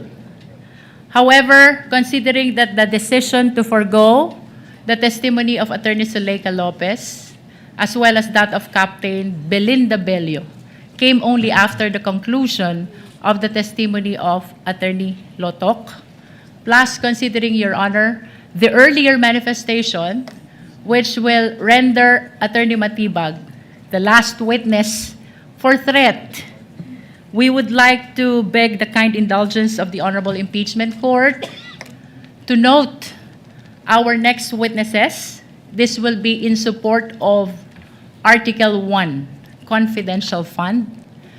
And if we will be presenting Attorney Melvin Matibag on Tuesday, then this means that the first witness for Confidential Fund will be presented on July 22, that is Wednesday. Yes. Nevertheless, Your Honor, we are requesting that we be allowed to request for the issuance of subpoena for our first 3 witnesses for Confidential Fund. That includes Marivic Pareja of the Legislative Archives Museum Management Service of the House of Representatives, and also, Your Honor, 2 land bank employees, including Violeta Constantino, former branch manager of Land Bank Show Boulevard Branch, and Ninita Camposano, former branch manager, Land Bank, DepEd Branch. To clarify, Honorable Wistro, this is for the issuance of subpoena ad testificandum only? Your Honor, the request is for the issuance of both subpoena ad testificandum and subpoena duces tecum. Kindly submit in writing the motion in order to be able to specify the documents you want to be the subject matter of the subpoena duces tecum. We will await it within the afternoon, even after adjournment, so that we can sign the subpoena by today or tomorrow at the latest. May I inform the Honorable Impeachment Court that the list or the request for subpoena ad testificandum and duces tecum, the written ones, have been submitted already to the Honorable Impeachment Court, Your Honor. I stand corrected. Yes, I have it with me now. Your Honor, may I just enter some correction with respect to the testimony of Attorney Lotok to the act of threat or grave threat. The same is a public crime which does not need a private complainant, and its prosecution does not depend on the complaint participation. Counsel, before going there, let the presiding officer act on these requests for issuance of subpoena first. The presiding officer hereby grants the request for the issuance of subpoena ad testificandum to Ms. Marivic Pareja to appear on July 21 and 22, to Ms. Violeta Constantino and Anita Camposano, also a subpoena ad testificandum to appear on July 21 and 22, and subpoena duces tecum to Ms. Lynette Ortiz, correct? Of the Land Bank of the Philippines, to appear on July 21 and 22. The aforestated requests for subpoena are hereby granted. Clerk of Court is directed to prepare the corresponding subpoena ad testificandum ducis tecum as the case may be, and for the Sergeant at Arms to be instructed to serve the aforestated subpoenas. As you were saying, Honorable Luistro. May I just manifest, Your Honor, that with respect to the testimony of Attorney Lotok to threat, the same is a public crime, and therefore its prosecution does not depend on the complaint, participation, and even the subjective feeling of the victim, including that of his family. What is this about? I think, if I remember correctly, Representative Luistro, the presiding officer stated that also yesterday, that there are only certain private crimes that require the complaint of the victim. And these mostly are private and sexual crimes, such as concubinage, adultery, seduction, abduction, rape, and acts of lasciviousness. We These are the understand, only Your Honor. private crimes that require the signature or complaint of the private complainant.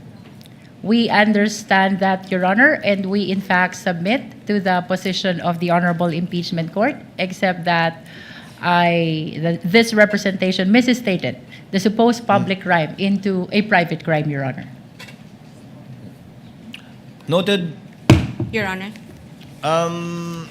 Before recognizing the counsel for respondent, Senator Judge Aquino is Just a recognized. point of order, Mr. Presiding Officer.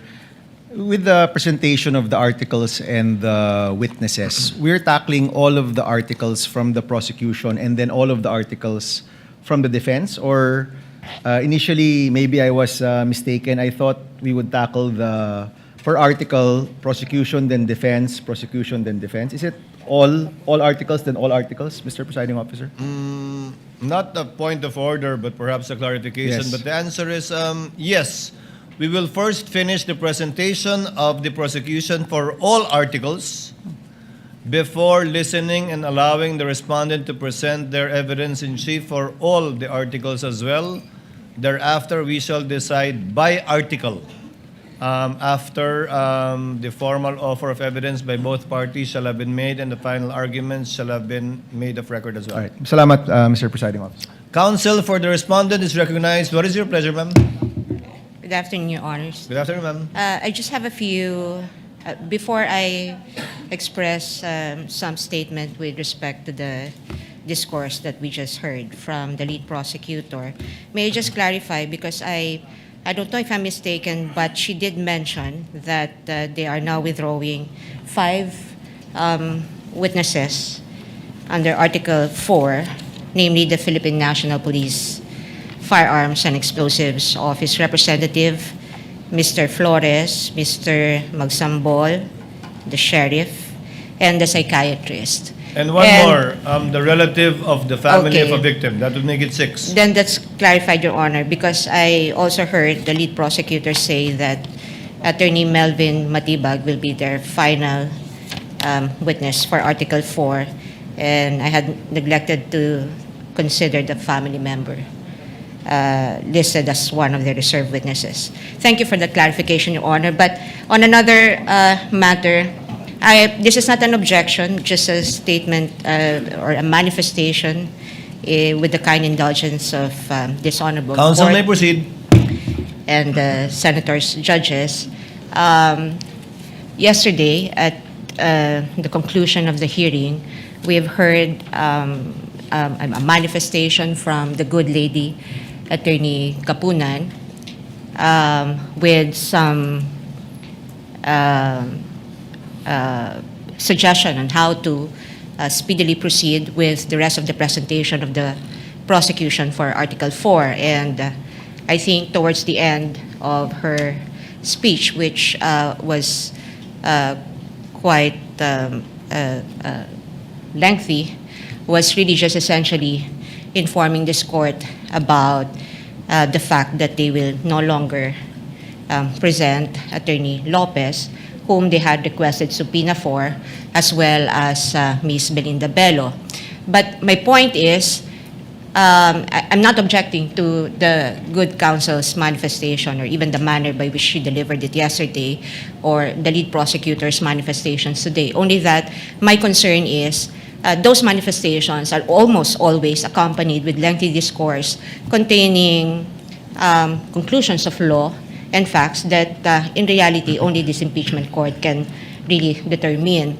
Now, why is this a concern for the defense? Because this affects the fairness and balance of this impeachment court and the way it would perceive whatever manifestations or expressions of sentiments or discourses that counsel for both parties will deliver before this court and before the public. Naririnig po tayo ng taong bayan at anuman ang sabihin ng ating mga kagalang-galang na mga miyembro, no, officers of or members of the bar who also are officers of the court, and we all know that we are before the impeachment court, and therefore we should try evidence and not advocate for the conclusions or the positions that we may have already made even before we went to this trial. And so I'm just expressing a concern on behalf of the defense and just for the guidance of both parties. If the only message that and this goes for both parties, if the only intent really is just to withdraw witnesses, then perhaps it would better serve the purpose of aiding the speedy disposition of this case if that fact alone will, be the only thing that will be mentioned without factual assertions or conclusions of facts or even interpretations of the law. I think that would be more fair for everyone and for the guidance of the public and this court. That's all, Your Honor. Thank you for your indulgence. May I comment, Your Honor? No need, counsel. Let the chair react to the statements made by lead counsel for the respondent. The presiding officer took it as the statements as akin to a tender offer of excluded evidence, very similar to that. Although we are not yet at that stage, although evidence has not yet been excluded, the presiding officer took it as that. Therefore, what is your pleasure? I will give it to the counsel for respondent. Should you decide not to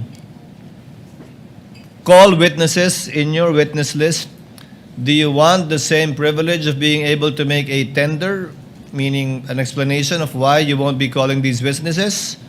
If not, given the fact that it was given already to the counsel to the prosecutors, or we will simply remind both parties to cease from doing so henceforth. I give you the equal opportunity, counsel. Thank you, Your Honor. What is your pleasure? Let me just clarify, Your Honor. With respect to the presiding officer's statement on it, the chair taking the prosecution's manifestations, a tender of excluded evidence, we respectfully disagree, because if this is a tender of excluded evidence, as the presiding officer had said, there was, number one, there's no excluded evidence because, number two, they never offered it in the first place, and number three, they didn't, in fact, withdrew the presentation of these 5, 6, or 7 remaining witnesses that they listed in their pre-trial brief. Number two, Your Honor, I'm not actually asking for any special treatment or privilege or even the same amount of time that were given to the lengthy manifestations and discourses by members of the prosecution. All I'm asking is if the parties may be guided and from making conclusions of law that in fact really just advocate the position, because I think we all agree that at no point during this trial that the prosecution and defense will probably say, I agree with you on this point of evidence or on this point of law. I think mahalaga nating maintindihan yun, because the prosecution clearly has taken side, defense taken side, and we are advocating for totally divergent views and opinions. All I'm asking, Your Honor, is that if the intent truly is to aid this court in speedy disposition of this case in a fair and balanced manner, just so also with the considering that we are being watched by the people, no? Yung ating mga mamamayan na sa tingin ko gusto rin nilang matuto mula dito sa paglilitis na ito, sapagkat sila interesado rin sa kung paano ba pinapagana ang batas sa bayang ito at kung paano pinatutupad yung mga karapatan, no, ng mga tao at kung paano binibigyan ng pantay na halaga yung prosekusyon at depensa. All I'm asking is, if the intent is just to say, we're withdrawing, then that's it. Just state the intent, and then without any conclusions, Your Honor, because conclusions really are just for the courts to make and not for either of the parties. Thank you, Your Honor. So noted, as the court said, it is akin to and not exactly a tender offer. Therefore, the court will now remind both parties to kindly limit any such manifestations on the withdrawal or change on the withdrawal of their witnesses, to kindly limit it to the withdrawal of such witnesses, and it applies to both sides, Thank both you, the Your Honor. prosecution and the respondent side, should that time come on the part of the respondent. So ordered. Any other matters to be taken up? Thank you, Your Honor. None from the defense, Your Honor. So, Quick manifestation, Your Do you Honor. have anything? I'm sorry. Quick manifestation, Your Honor. Yes. Just to respond to the manifestation of the defense. Yes, the Honorable Luis. Nais ko lamang pong ipaalala sa ating mga kababayan, this is a constitutional process. This is of paramount of importance. And therefore, providing the reasons for the withdrawal of these witnesses need to be communicated as well to the viewing public, Your Honor. Kailangan pong maintindihan ng ating mga kababayan ang naging hakbang ng prosekusyon kung bakit wini-withdraw ang mga pangalan ng ibang testigo para sa Artikulo 4, and that is threat. That is for the record only, Your Honor. Noted. Court already made a ruling. Senator Judge Cayetano. Mr. Senate President, Mr. Presiding Officer, I agree with you both, and there's a solution to that. Let me start why I agree with the defense. Actually, I was going to stand up yesterday, but with all due respect to a good lawyer, Attorney Kapunan, and to the fact that my seatmate, Senator Miggs, was very proud of her, saying that she's his ninang, I did not stand up anymore. The problem with explaining why you're withdrawing is actually you are feeding to the court something they did not testify to, and then something the defense cannot object to. So, and if it is a proffer or a tender, it is clear to everyone, in-exclude yun. Kaya ko nga lang nilalagay. But tama naman si Senate Presiding Officer, it's akin, it's not the same. But dun kasi sa tender, nag-ruling eh. So it's very clear to us it's unacceptable, di ba? So after the very eloquent manifestation of Attorney Kapunan yesterday, if I was a layman, I would think what you said, whether it was the agent, John Mark, whether it was the second witness sa NBI, was true. Kasi parang may summation. The same thing with you, the very able lead prosecutor and chairperson of the House Committee on Justice, di ba? Having said that, I agree with you, this is an impeachment court. People have to know why. But I think we've been very lenient. No one except the spokesperson has spoken about the sub judice rule. So you can actually explain it in the press con afterwards, if I may, no? Because nga, I was also observing yesterday and I was saying, kung ako yung defense, dadagdagan ko na yung witness ngayon at every time i-withdraw, may chance akong i-explain bakit wini-withdraw, then reinforce kung ano yung sinabi nung before. So I understand you completely, ma'am. People have to understand why it's not a sign of weakness. In fact, in your it's a sign that you've achieved your position. But we can do that in the press cons and other forums. But if you do it kasi here, walang chance yung prosecution to rebut that. Or if they do, it's one rebutting the other rather than the witness standing. So if I may offer that solution, Mr. Presiding Officer. As ruled by the presiding officer, henceforth, that will no longer be allowed. Senator Judge Pangilinan, before Senator Judge Pia Cayetano. It's just a very quick manifestation. I was actually listening to the ruling of the presiding officer, and initially I thought he would rule that the defense would likewise be given the opportunity to speak up. And at some point, when they likewise have the opportunity to withdraw witnesses, I would like to think, Mr. Presiding Officer, that would have been the better approach, because this is an impeachment court. This is not, we are not bound by technical rules, unlike court proceedings where lawyers are familiar and would really want, to make it as orderly and as technical as possible. But again, I will yield to the ruling of the chair, but just a reminder to everyone that technical rules of evidence does not apply strictly in impeachment court proceedings. Precisely because nakikinig ang taong bayan, pagka-technical masyado, na sa halip na lumalabas ang bawat punto.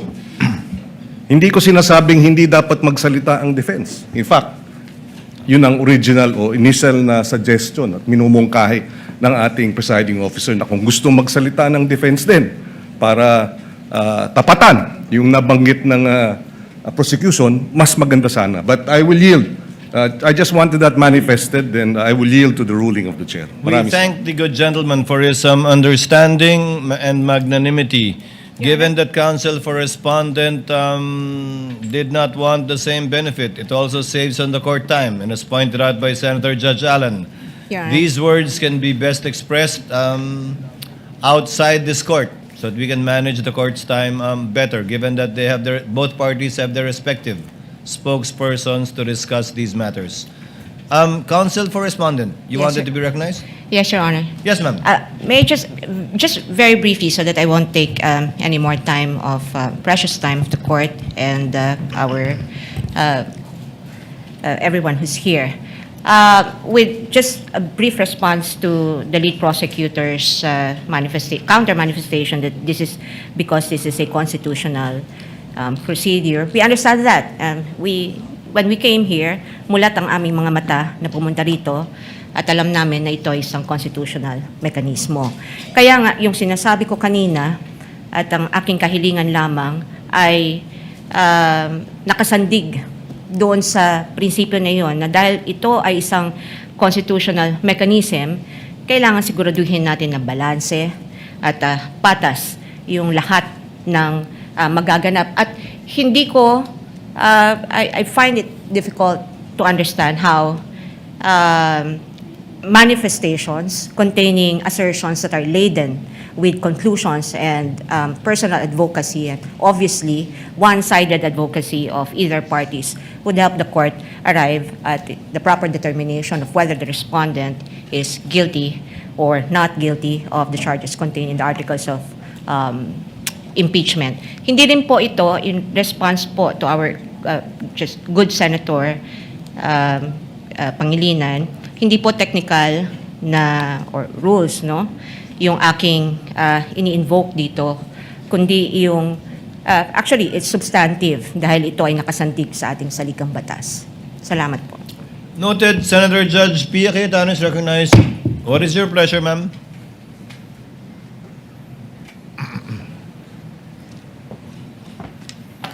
I would just like to support the ruling of the presiding officer, cautioning the both prosecution and defense. I too noticed the esteemed Attorney Lorna Copunan's lengthy explanation on the withdrawal of the witnesses. But because she is Lorna Copunan, nakikinig ako in the same way na even if I don't know some of your names, makikinig ako sa inyo. Rest assured. I think it's her first time to also stand up. So I was being very patient in listening to her. But I did take note of some statements that sabi ko parang conclusions na to or excessive explanation of of her observations which I didn't think were proper. So, okay naman, okay na yon, tapos na yon, pero moving forward nga, Mr. Presiding Officer, I agree with you. And I just need to put this on record kasi nga, sinasabing wag tayo masyadong technical. Pero, to a certain extent, kailangan naman ho natin tingnan naman yung rules natin kasi, maayos ho tayo, di ba? So, I want to read into the record. This might be a paraphrase na nung sinabi niya, ha? Kasi sinasummarize namin ng team ko yung statements. And anyway, di ko na mahanap sa phone ko dahil kahapon pa yon. But I recall, no, and feel free to correct me, but this is a minor thing naman. Parang dinescribe niya kung bakit hindi na daw papupuntahin si Attorney Lopez. Kasi naman daw, napakita na daw ng defense yung video kung saan siya ay crying and complaining. So observations na po yun ni Attorney Kapunan. Hindi po siya ang witness. Hindi po siya ang dapat nagsasabi sa judges na crying and complaining yung isang testigo. Trabaho po yun ng abogado na i-elicit yon dun sa witness na mapepresenta doon. So yun po yung reason kung bakit hindi hupe pwede yun. We're not being technical, but neither of the lawyers here are allowed to stand up and be the one to explain what you are experiencing. That is that is for the witness to do. Your job is to ask the witness questions. Yun. So to be clear, it's not being technical, but it's making sure that magawa niyo yung trabaho niyo na maayos at magtanong tayo ng maayos sa witnesses. Kung di na pala siya papupuntahin, di no need na to say kung ano yung na-observe. Kasi nga, hindi na ho sa inyo yon as lawyers. Yun lang naman po. Again, my utmost respect for Attorney Kapunan and to all of you. You're all doing a great job.